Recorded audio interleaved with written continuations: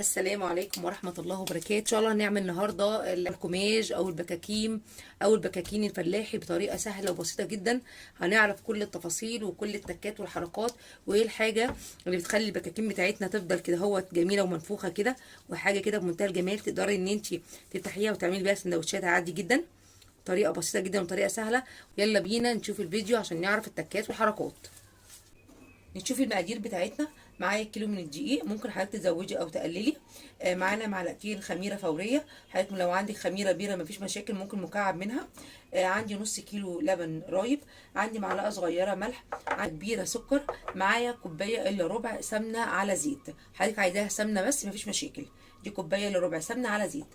يلا بينا نشوف الطريقه. كده كيلو الدقيق هنحط عليه معلقتين الخميره، هنحط عليه معلقه كبيره سكر، ومعانا كمان نص معلقه من الملح.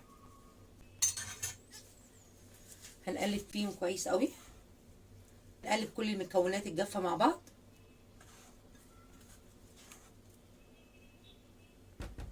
وابدا اضيف اللبن الرايب بالتدريج.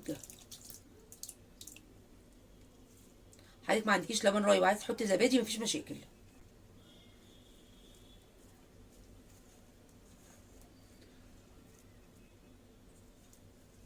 حضرتك لو مش عايزه تعجني على ايديكي ممكن تضيفي كل المكونات دي في العجان لو عند حضرتك عجان، ونشتغل كل ده في العجان.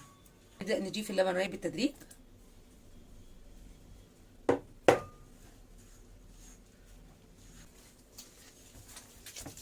العجينه معايا اهي. احط نص كوبايه السمنه على الزيت بتاعتي بالتدريج برضو.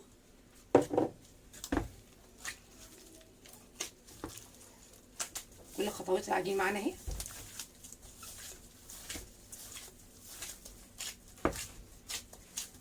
كده العجينه بتاعتي تمام تمام كده. هبدا ان انا اغطيها لحد ما تخمر. رجعنا بقى نشوف العجينه بتاعتنا بعد ساعه ما شاء الله.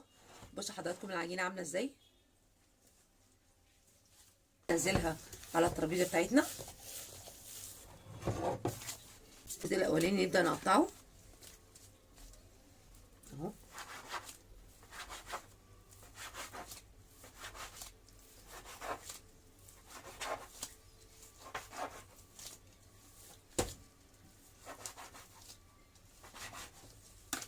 وهنمسك كل قطعه كده، هيبقى شكلها كده. قطعه تانية برضو بنفس الطريقه.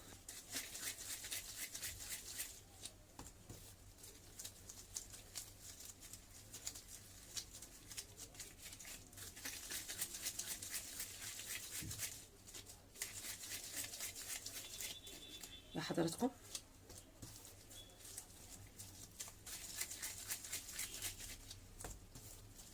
هنخلص كده الكميه كلها ورايا لحضراتكم.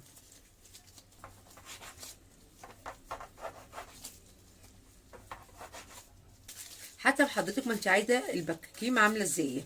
عايزاها كبيره قطعي كبير، عايزاها صغيره قطعي صغير. كده خلصنا كل الكميه بتاعتنا. نبدا بغطيها بكيس نايلون لمده 10 دقايق بالظبط ترتاح، وبعد كده نبدا نشتغل في العجين بتاعنا 10 دقايق بس بالظبط. بعد مرور 10 دقايق نبدا نعمل ايه. هبدا في اول واحده انا عملتها هحط كميه دقيق قليله جدا. البكاكين ما بتحبش دقيق على الوش، ونبدا نشتغل فيها. نشتغل بالنشابه عشان كل البكاكين بتاعتي بتكون نفس المقاس. وكده ده السمك اللي انا عايزاه. سمك البكومه بتاعتي او البكاكين بتاعتي او الكماش بتاعي بيكون بالحجم دوت او السمك دوت. تمام. هبدا احطها صينيه مش مدهونه اي حاجه، ونعمل كمان واحده.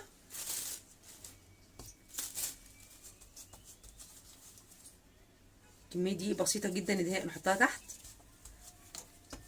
نبدا نشتغل فيها.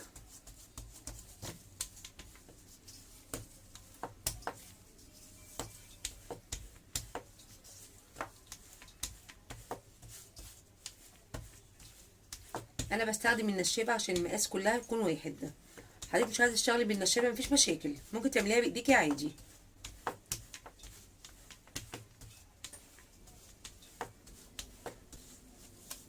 ده الحجم بتاعنا، ده السمك بتاع البكومه بتاعتي او البكاكين بتاعتي اهي. ونحطها بنفس الطريقه برضو.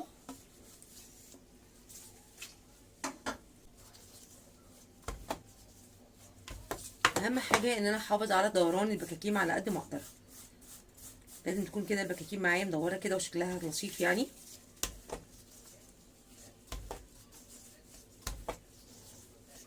اهي زي ما حضراتكم شايفين، ادي السمك بتاعها اهو. خلصنا كل الكميه بتاعتنا، هنبدا بقى نخليها لمده نص ساعه تريح، وبعد كده هنسويها في الفرن ونرجع لحضراتكم. احلى بكاكين بتاعتنا، بكاكين ما شاء الله، او البكاكين او الكوماج الفلاحي بطريقه سهله وبسيطه جدا. طريقه التسويه ازاي؟ ان احنا سخنا الفرن على اعلى درجه، وبعديها سخنا الصينيه كويس جدا، وبدانا نحط البكاكين بتاعتنا. بصوا حضراتكم البكاكين عامله ازاي. اجرب معاكم كمان واحده كمان. ادي البكاكين بتاعتنا اهي، طبعا سخنه جدا لسه طالعه من الفرن. لو عجبكم الفيديو ما تنسوش اللايك والشير والسبسكرايب عشان يوصل لحضراتكم كل ما هو جديد. والسلام عليكم ورحمه الله وبركاته.